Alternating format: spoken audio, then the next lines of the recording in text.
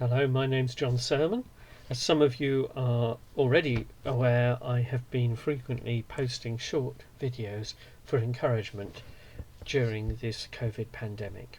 I'm based in the UK. I have strong links with Africa, especially Uganda, through a charity called Romans 111 Trust.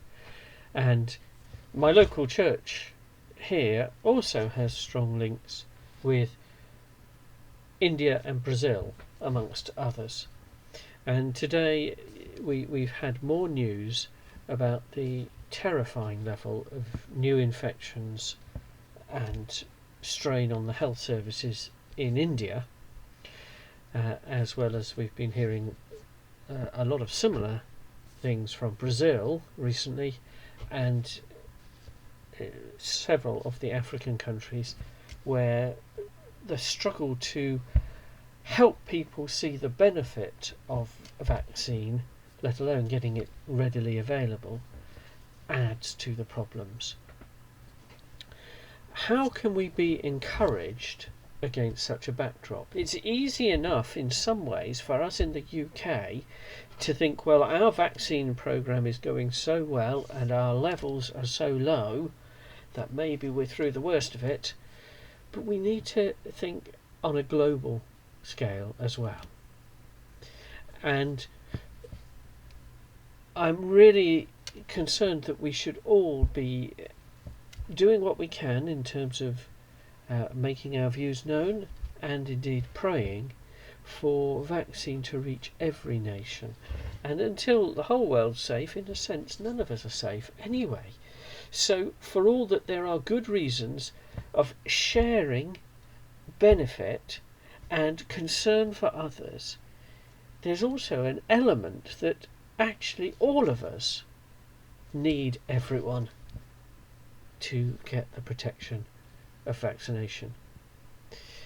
And for all that, at the moment, we in the UK, and indeed Uganda in a different way, are doing relatively well at the moment in terms of levels of infection and the seriousness of the disease.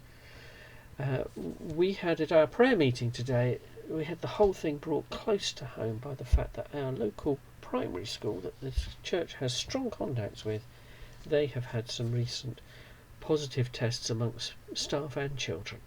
And so a lot of the children are back off school, self-isolating, and it's a difficult time for everyone.